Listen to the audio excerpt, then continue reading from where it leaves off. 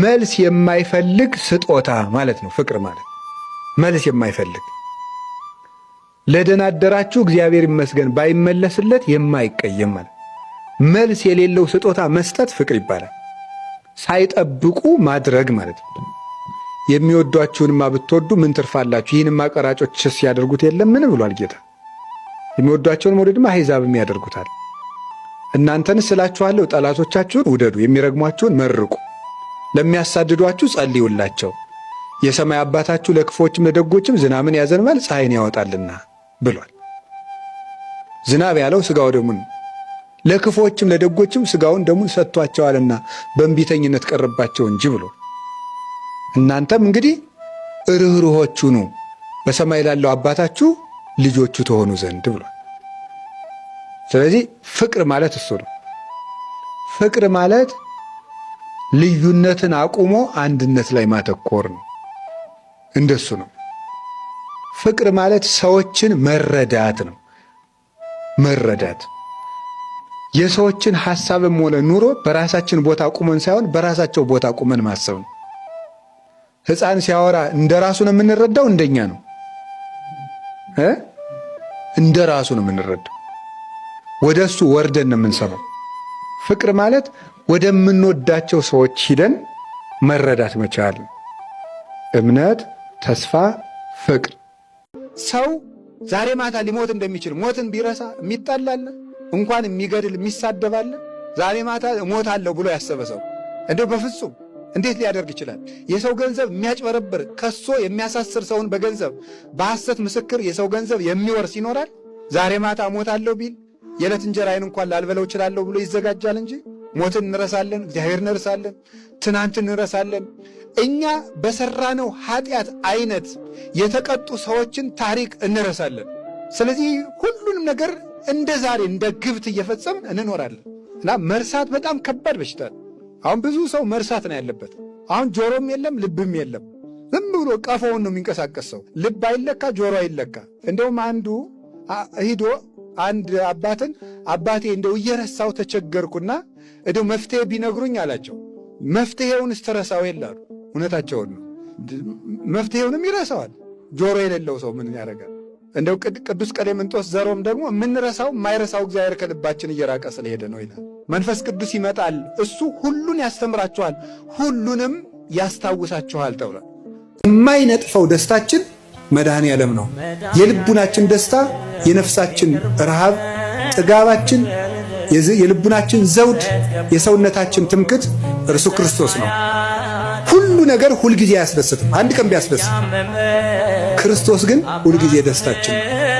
በልብስ ልደሰት ብትል ልብስን ወይ ሰዎች ይወስዱታል፣ ወይም የተሻለ ልብስ አሰፍተው የሚመጡ ሰዎች ያስቀኑና በአንተ ልብስ መደሰት ታቆማል። በጤና ብትደሰት ሲያምህ ይከፋል። በመልክ ብትደሰት ስታረጅ ይከፋል። በሚስታችሁ ብትደሰቱ ስትሞት ይከፋችኋል። በባል ብትደሰቱ ሲሞት ይከፋል። ቅዱስ ጎርጎርዮስ እንደተናገረ በሀብት ብትደሰቱ ስታጡ ትከፋላችሁ። በሹመት ብትደሰቱ ስትሻሩ ይከፋችኋል። በክርስቶስ ብትደሰቱ ግን ማንም አይወስድባችሁ። እሱን ማን ይነጥቀናል? ሁሉ ይወሰዳል። የማይወሰድ ሀብት ክርስቶስ። ስለዚህ ቅዱስ ጳውሎስ ምን አለ?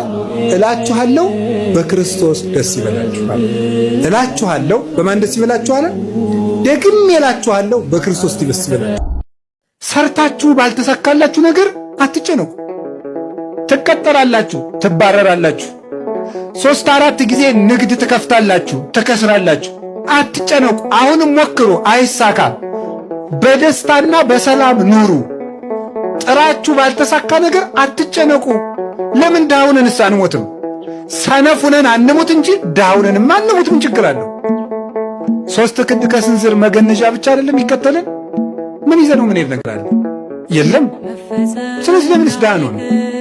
ድህነታችሁን ለስንፍና ማስረጃ አታድርጉት እንጂ የታባቱ ለምን ዳልሆንም ብላችሁ አትስነፉ።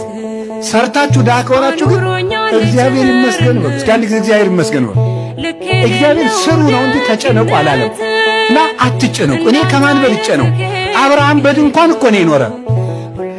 ጌታዬ ወይ የዚህን ያህል ምን በድዬ ነው ጥሩ ሥራ ማሰራኝ? ሕይወቴ በመባከን አለቀ፣ ለምን አታሳካልኝም? የብዙ ምዕመናን ጥያቄ ነው። አብርሃም እድሜ ልኩን በድንኳን አይደል እንዴ የኖረ? እኛስ ከአብርሃም እንበልጣለን? ይስሐቅ በድንኳን ነው የኖረ። ያዕቆብ እግዚአብሔር ሌሊት ተገልጾ ትግል የፍቅር ትግል ሲታገለው ያደረው ያዕቆብ፣ እግዚአብሔርን እንደዚህ አቅፎ ያደረው ያዕቆብ የኖረው በድንኳን።